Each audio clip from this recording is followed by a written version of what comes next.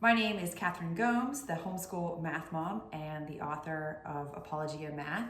And I love flashcards so much that I dressed up as one once for a math costume party. In this video, I'm going to show you a bunch of creative ways that you can play math games using just flashcards. If you are looking for help teaching math in your homeschool, then you have come to the right place. Please click like and subscribe so you can catch all future videos on my channel.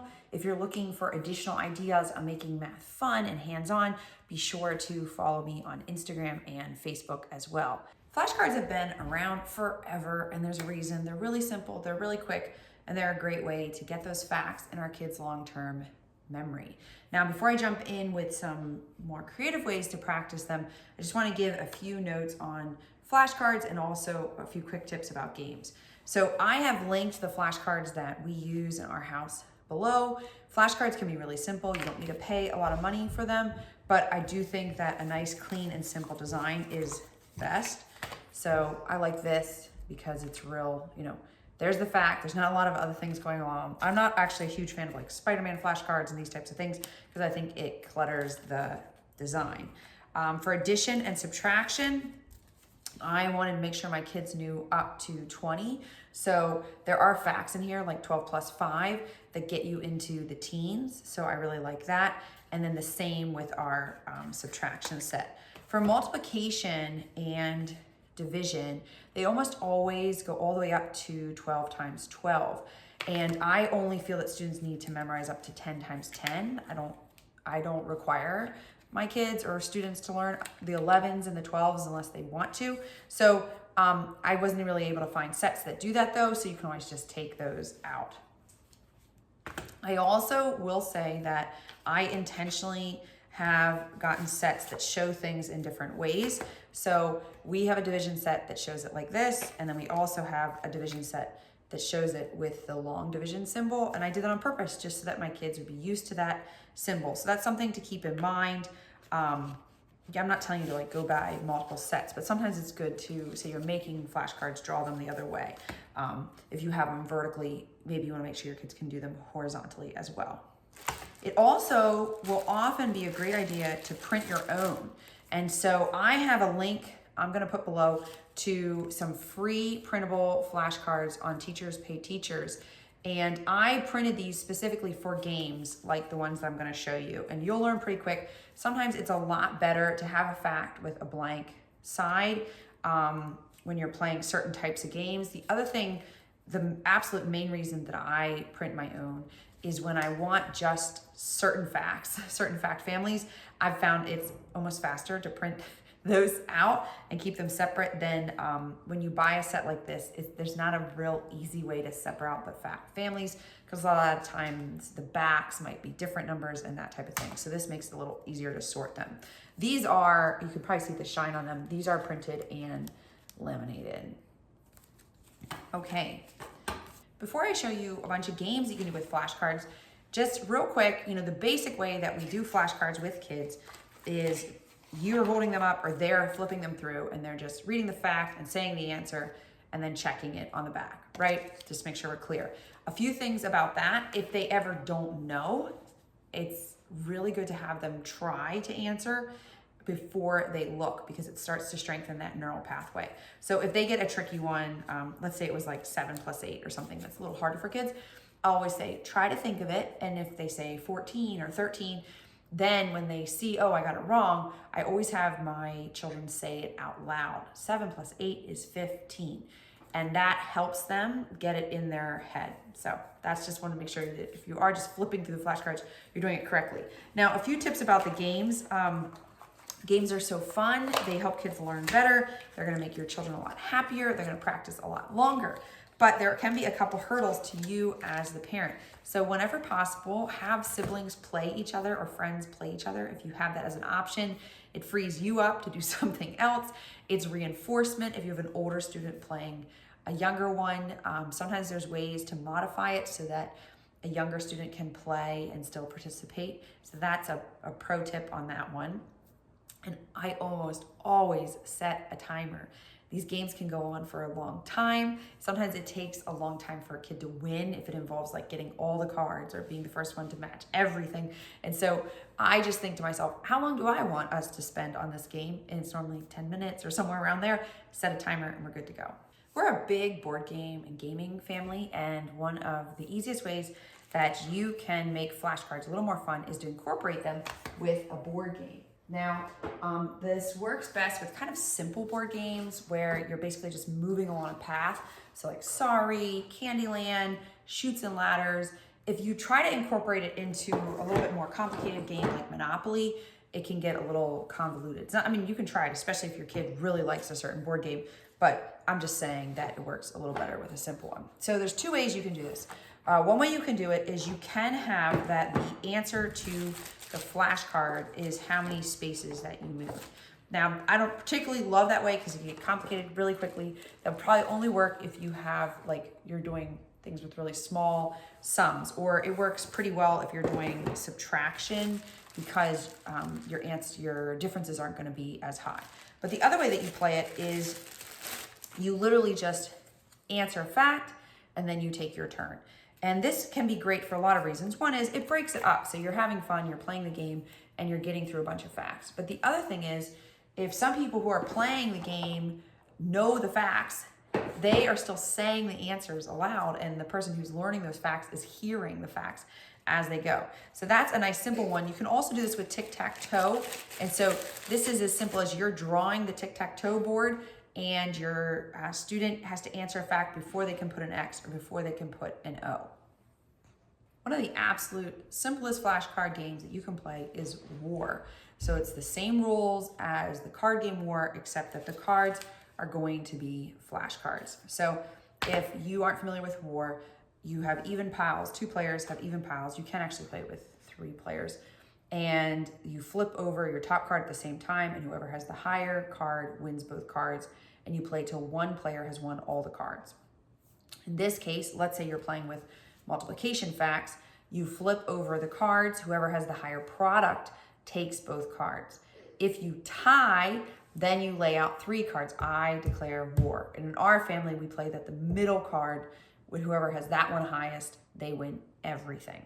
This is definitely one you want to set a timer for because it can go on for a long time, but it really gets kids invested and it makes it just a little bit more fun than flipping through a whole stack of cards. Actually, I made this one up, the war game. I mean, other people have it out there on the internet, but I thought of it for the first time in a co-op class where I had extra time at the end. I didn't know what to do.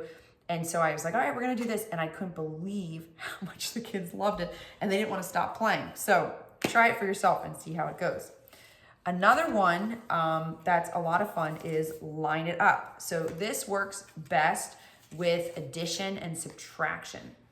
So in this one, players start with, say, 7 cards in their hand, and there's a draw pile, and they have to line things up that are 1 apart. So 7 plus 8 would go right after 7 plus 7, and they're trying to get as many as they can in a row. If they run out of cards, they can draw more, and whoever makes the longer line wins. And so you need to use addition or subtraction because you need answers that are 1 apart.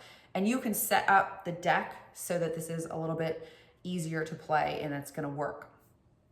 One that's very similar to that, just slightly different, is 10 in a row. So in this one, you have a draw pile and players take turns drawing a card, and they are trying to be the first one to get 10 facts in a row. So I would have my row on my side and the other player has their row on their side, and whoever gets 10 in a row first wins, and they all have to, the answers have to be 1 apart.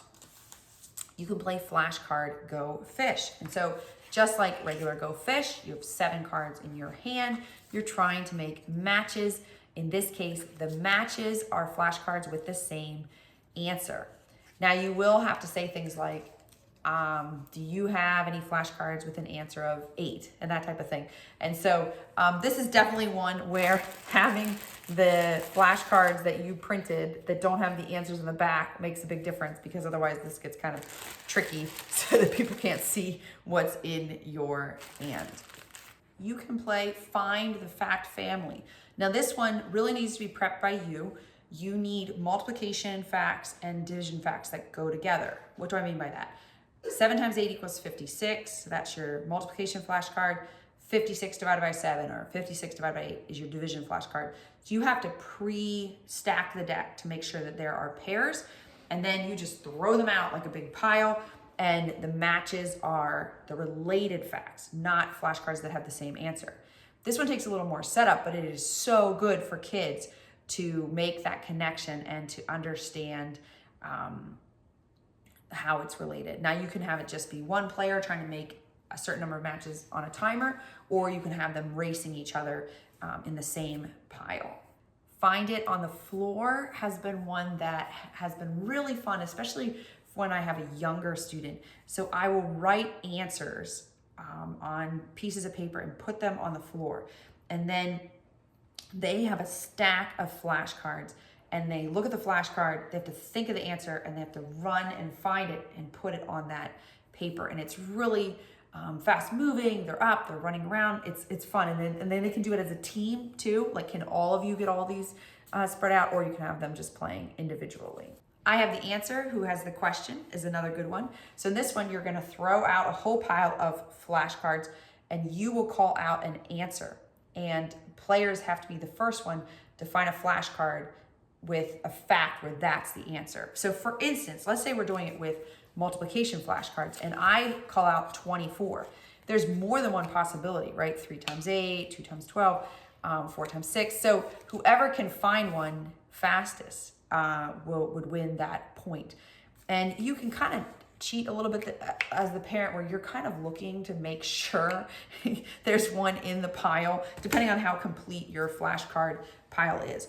If you're doing subtraction or division, it's actually a lot easier, because if you call out 5 or 3, there's less variety, right, with the answers to division problems than the answers to multiplication problems and the answers to addition problems. So it probably works a little bit better with those. Facts on the Stairs is a game that I found on YouTube. I'm gonna link the original person below, and I thought it looked really fun.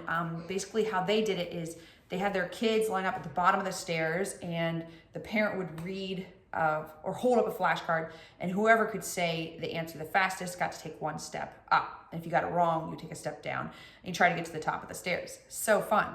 The one thing that I didn't love about it is my kids are different ages, and so we wouldn't really be able to play that against each other fairly. So I came up with a variation, and in this one, I pre-stacked the deck. It wasn't that hard. I just alternated like multiplication fact, addition fact, multiplication fact, addition fact. And then I was able to allow siblings to compete against each other where they're rotating turns, but they're both working on something that's hard for them. And so you could do that, so you can kind of, if you have different ages, because otherwise my oldest was just gonna win and people get upset. Capture the square.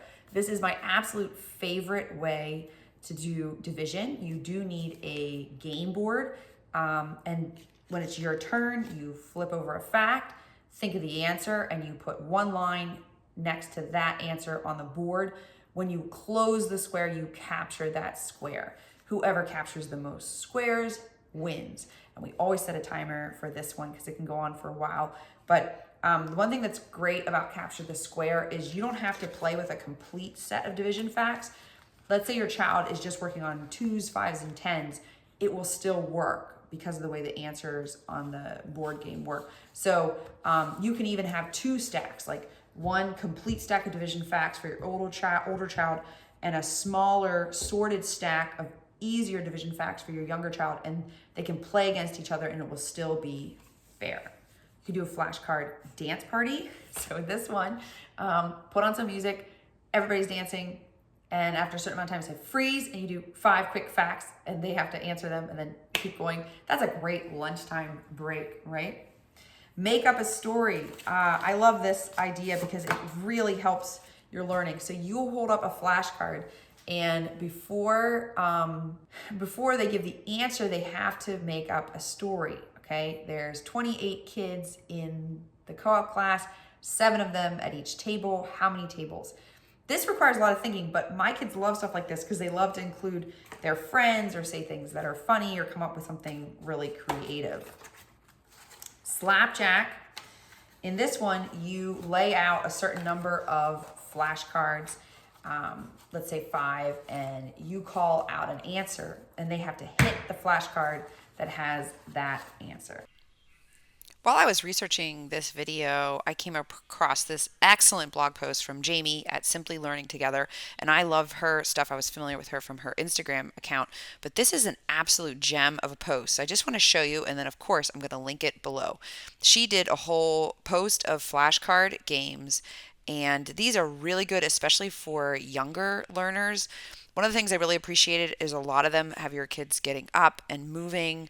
They're active, they're kinesthetic. So, um, see, the floor is lava. My kids looked over my shoulder and saw this shaving cream and they were like, can we please do that? So, be sure to check out this post for even more ideas. She has some great games in here that you can add to your list as well. Well, I hope this gave you some great ideas on how you can get started. You don't need a lot. Just get those flashcards, a little bit of creativity, add some spark, and your kids will be mastering these soon.